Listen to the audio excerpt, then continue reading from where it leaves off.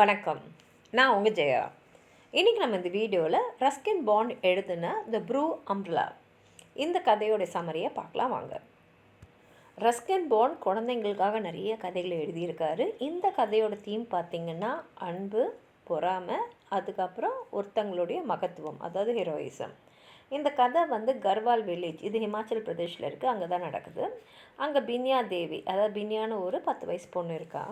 அவள் அவங்களுடைய அம்மா, அதுக்கப்புறம் சகோதரர் விஜய்ன்னு கூப்பிடுவாங்க. அப்புறம் அவள் குடும்பத்தில் இருக்கிற மற்றவங்களோட இருக்காங்க. ரொம்ப ஏழ்மையான குடும்பம் அவளுது.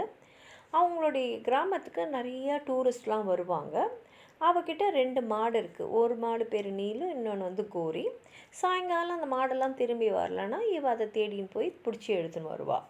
ஒரு நாள் அந்த மாதிரி அவள் மாடுங்கள்லாம் தேடி பார்க்கும்போது அந்த பிக்னிக் ஒரு கும்பலை பார்க்குறா. அவங்கக்கிட்ட நிறைய பொருள்லாம் இருக்குது. அதுலேயும் முக்கியமாக ஒரு நீல கலரில் ஒரு குடை இருக்குது. அதை பார்க்குறதுக்கே என்ன ஒரு பெரிய பூ பூத்த மாதிரி அவ்வளோ அழகாக இருக்குது. நிச்சயமாக விலை உயர்ந்த ஒரு குடை தான் அது. அதை பார்க்கும் போதே அவளுக்கு தெரியுது. அந்த பிக்னிக் வந்தவங்களோட அந்த பிக்னஸோட பேசுகிறா. அந்த கும்பலில் ஒரு பெண்மணி இருக்கா. அவள் பின்யா கழுத்தில் ஒரு சிறுத்தையோடைய நகத்தில் செஞ்ச ஒரு பெண்டண்ட்டை பார்க்குறா. அந்த பொம்பளைக்கு அது ரொம்ப பிடிச்சிருக்கு.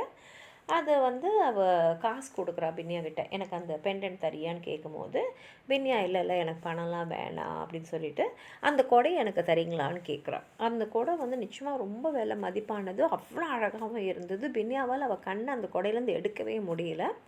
அந்த பெண்மணிக்கும் இந்த பெண்டன்ட் ரொம்ப பிடிச்சது. சிறுத்தை நகைன்னும் போது அது ஒரு லக்கு கூட. சரி இந்தா சொல்லிட்டு அந்த கொடையை கொடுத்துட்டு அவன் அந்த பெண்டன்ட் வாங்கிக்கிறான். பின்யாவுக்கு ரொம்ப சந்தோஷம். ஏன்னா அந்த கொடை அவ்வளோ அழகாக இருக்குது. அதை அவன் மூடுறது கூட இல்லை, எங்கே போனாலும் அந்த கொடையோடு தான் போகிறான். அந்த கொடையை அவ்வளோ அழகாக இருக்கிறது சீக்கிரமாக அந்த கிராமத்தில் இருக்கிறவங்க எல்லாருடைய கவனத்தையும் கவர்ந்துடுது. எல்லாருமே இதை பற்றி தான் பேசின்னு இருக்காங்க. யாராவது எங்கேயா போனோன்னா பின்னியா கேட்டேன், பின்னியா எனக்கு அந்த கொடையில் எடுத்துன்னு போய் அங்கே விட்டுறியானோன்னா பின்னியா சரின்னு சொல்லிட்டு எடுத்து போய் விடுவான். எல்லாருக்குமே ஆச்சரியம். பின்னியா ரொம்ப ஏழையான ஒரு குடும்பமாச்சு, இவ்வளோ விலை மதிப்பு இருக்கிற ஒரு கொடை அவளுக்கு எப்படி கிடச்சிதுன்னெலாம் பேசிக்கிட்டே இருக்காங்க.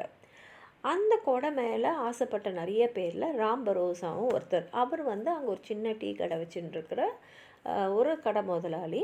அவருக்கு அந்த கடையை தாண்டி அப்படியும் இப்படியும் பின்னியா போகும்போதெல்லாம் அந்த கொடையை பார்த்துக்கிட்டே இருப்பார். பார்க்க அவருக்கு அந்த கொடை எப்படியாவது நம்ம அவகிட்ட வாங்கணும்னு நினச்சிக்கிட்டு பின்னியாவும் அவள் தம்பியும் வரும்போது அவங்களுக்கெல்லாம் மிட்டாய் சும்மாவே கொடுத்துக்கிட்டே இருந்தார்.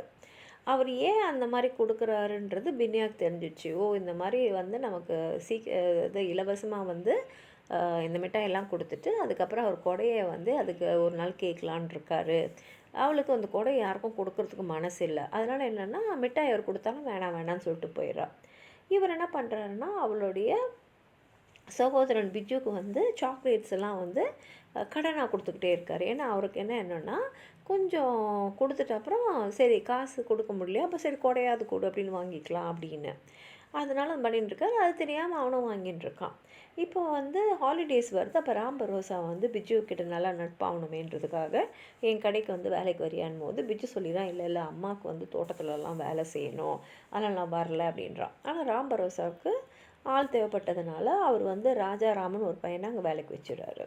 ராஜாராமும் பிஜுவும் ஃப்ரெண்ட்ஸ் ஆயிடுறாங்க. அப்போது ராஜாராம் சொல்கிறாரு, இந்த மாதிரி இந்த சின்ன பையன் இந்த சகோதரன்கிட்ட சொல்கிறான், என்னை இந்த கொடையை திருடின்னு வர சொல்லி அவர் சொல்லியிருக்காரு ராம் பரோசா அப்படின்னு, அதனால் நீ ஜாக்கிரதையாக வச்சுக்கோன்னு சொன்ன உடனே இவங்களுக்கு ஒரு மாதிரி ஆகிடுது. இந்த செய்தி அந்த கிராமம் முழுக்க பரவிடுது. என்ன அது ஒரு பொருளை திருட சொன்னானான்னு சொல்லிட்டு அந்த கடைக்கு வரதை மக்கள் அப்படியே நிறுத்திட்டாங்க. இப்போ கடையில் வியாபாரமே இல்லை. அப்போது இந்த செய்தி பின்யா கிட்ட வருது. அவளுக்கு என்னென்னா தன்னோட தப்பு தானோ இது அப்படின்ற மாதிரி அவள் மனசில் ஒரு ஊர்த்தல் வந்துடுது.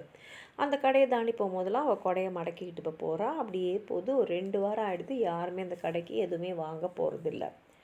2வது வாரம் முதல் கஸ்டமராக பின்யா அந்த கடைக்கு போகிறா. போய் சாக்லேட் வேணும்னு சொல்லிட்டு கவுண்டர் மேலே காசை வைக்கிறா. முதல்ல ராம் பரோசாவுக்கு ஒரு வேலையை நம்மளை கிண்டல் பண்ணுறாளோ, நம்மளை கேவலப்படுத்துகிறாளோன்னு நினைக்கிறாரு. அப்புறம் அந்த காயின் எடுத்து அது செல்கிற ஒரு காயின் தான், செல்லுமா அப்படின்ற மாதிரி பார்க்குறாரு. நல்ல காயின் தான், சரின்னு சொல்லிட்டு அவள் கேட்ட அந்த சாக்லேட் எடுத்து கொடுத்துறாரு. பின்னியா சாக்லேட்டை வாங்கிட்டு கடையை விட்டு வரா. ஆனால் கொடையை அங்கேயே வச்சுட்டு வந்துடுறா. அவள் கொடை அங்கே இருக்க பார்த்த பிராம்பரோசா பின்னாடி ஓடி வந்து அவகிட்ட கொடையை திருப்பி தராரு. அதுக்கு அவள் என்ன சொல்கிறாருன்னா, இல்லை நீங்களே இந்த கொடையை வச்சிங்க, ஒரு கொடையே எல்லாம் ஆயிடாது அப்படின்றா. ஏன்னா இப்போ பின்யாக்கு நல்லா புரிஞ்சிடுச்சு, திருப்தியாக இருக்கிறதுக்கும் வாழ்க்கையில் மற்றவங்க எல்லாரையும் கவர்றதுக்கு நமக்கு ஒரு கொடை தேவையில்லை அப்படின்றது அவளுக்கு புரிஞ்சிடுச்சு. அவளுக்கு வேண்டிய சந்தோஷம் அவள் குடும்பத்தில், அவள் கிராமத்தில், சுற்றி இருக்கிற அழகான இந்த இயற்கையில் இருக்குது அப்படின்ற ஒரு எண்ணம் அவன் மனசில் இப்போ வந்துடுச்சு. ராம் பரோசா அந்த கொடையோடு திரும்பி வந்துடுறாரு. அவருக்கு எல்லா சந்தோஷமும் இப்போ திரும்பி வருது. ஏன்னா வந்து பின்யாவே அவர் கடையில் போய் வாங்கிட்டான்னு தெரிஞ்ச உடனே மக்களும் வந்து பழைய மாதிரியே அவர் கடைக்கு வராங்க. அவருக்கும் பிஸ்னஸ் நல்லா நடக்குது.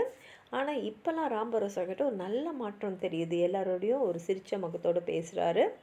எந்த விதமான ஒரு சுய லாபத்துக்காகவும் யார்கிட்டையும் வந்து பேசுறதில்ல. உண்மையான அன்போடு எல்லாரோடையும் பழக ஆரம்பித்தார்.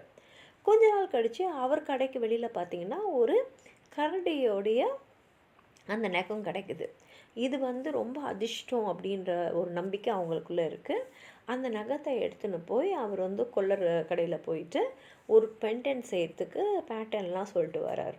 அதே மாதிரி கொல்லர் அவர் சொன்ன மாதிரியே அந்த கரடியோட நகத்தை வச்சு செஞ்சு அவருக்கு பெண்டண்ட்டை கொடுத்துறாரு. அந்த பெண்டன்ட் எடுத்துன்னு போய் அவர் பின்யா கிட்ட சொல்கிறாரு, இதை பாரு, இது இந்த சிறுத்தையோட நகத்தை விடவும் ரொம்ப ராசியானது, இதை நீ வச்சுக்கோன்னு கொடுக்குறாரு.